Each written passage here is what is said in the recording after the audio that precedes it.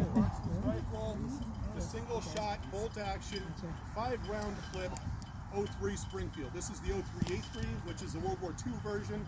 It had a peep scope in the back, so you could get accurate long-range fire. What you would do is you would insert bullets in the top, 5 rounds, you would close it up, you would shoot, you would have to cycle it every time.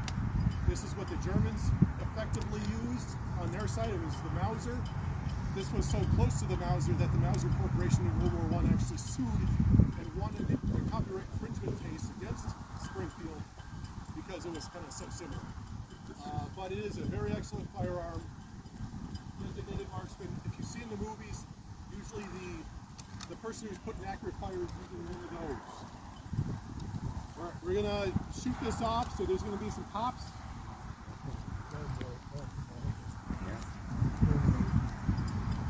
Pay attention how long it takes me to shoot 5 shots. This next rifle up is going to be a lot faster. This is very similar to what the Germans use. We're going to use that as an example.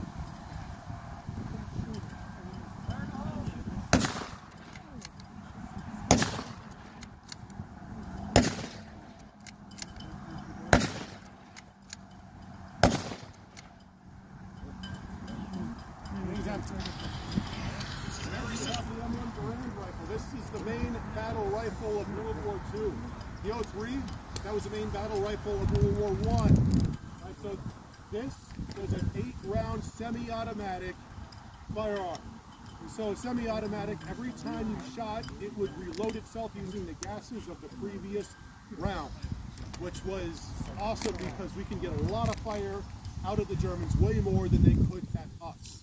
It's a fairly accurate rifle too. The bullet goes down the barrel, and then the hot gases only return when it hits the end of the barrel. There's a port in which some gas recycles the rifle. All right. So you would insert through the top this 8-round end block, just like that. Push it down. Get your thumb out of there because you get what they call M1 thumb. It's going to slam down on your thumb, and I've had it myself. So now I'll throw it in and you off some rounds. There you go. Some of these blanks are kind of finicky, so I'm going to try to get all 8 off in a row.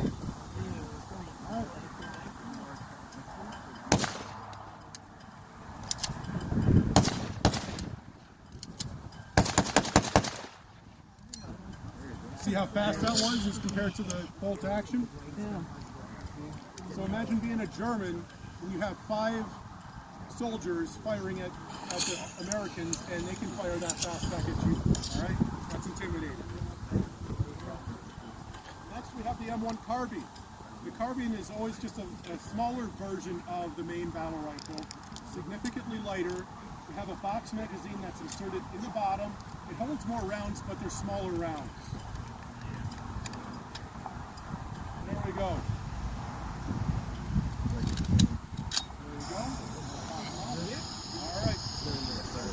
Not as powerful, but you got more rounds, which is kind of nice, huh?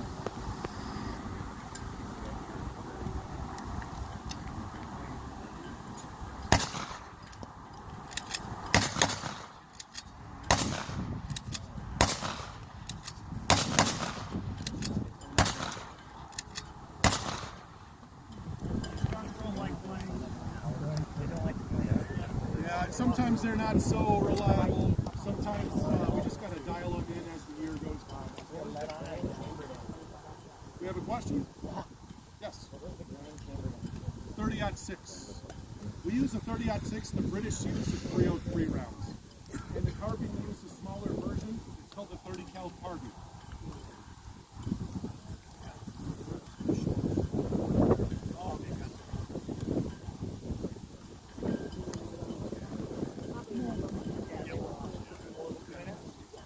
So, one person out of a squad would be the designated grenadier. They would have a bag about this size with some rifle grenades that you could put at the end of your rifle if you have this and this. You know, it's a really quick conversion. This is a regular firing rifle. You put this on, it's a sight.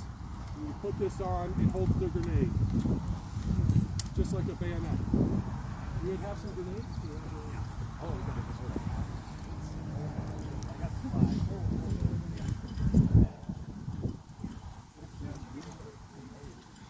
What you would do is you would have a bunch of different grenades. This is an impact grenade.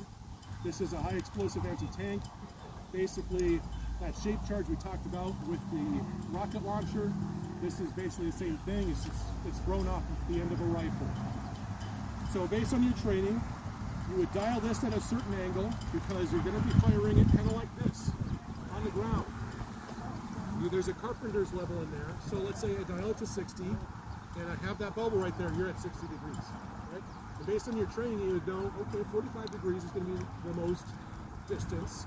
And if you choke it all the way down, it's also going to give you the most distance. You can get almost 300 yards out of one of these. That's pretty far. A lot farther than you could throw it. Right? So you would put a blank cartridge in your rifle, just like that. Make sure that your thumb out of there. Yeah. You would set it down. You look at your target. You would dial it in, and then just like that, you fire it off. We also came up with a boot like this that goes on the end of the butt there. And you would think that's for your shoulder, right? Just to protect the wood on that, because the blanks on these were real powerful. And especially with the carbines, when you're launching those, a lot of broken stocks came on the carbines there. So. You could fire this feasibly from the shoulder, like this. You might not be standing afterwards. You get a good stance on you before you do it. But when you're in urban combat and you're running around with one of these, and you see some Germans behind a plate glass window on the 3rd story of a building, even if you were that prize-winning baseball pitcher and you know that you could break that window with the baseball, I don't know if you could do that with a grenade with 100% knowledge that that thing's not going to be falling back at you. So you put it on the end of your rifle, and you know you're going through that plate glass window, right? You're delivering that munition to where it needs to go. Other munitions were smoke. We had some personnel, grenade, and we had flares. Flares would illuminate your enemy at night, or signal an attack, or something else. Oh, yeah.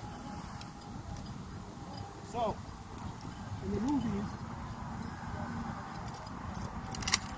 so you saw that, you know, this rifle going off, just to demonstrate it to you. A little closer to you, you might be able to hear what it sounds like when you fire that last round, and you have this thing come out. Out of World War I, World War II.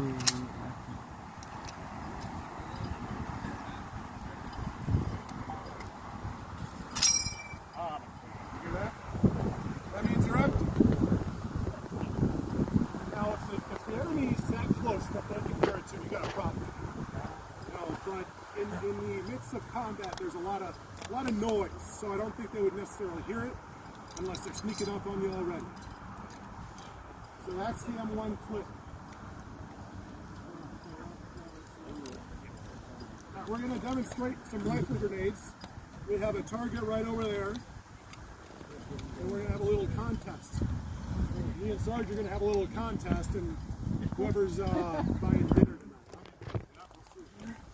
You might want to slide down over this direction.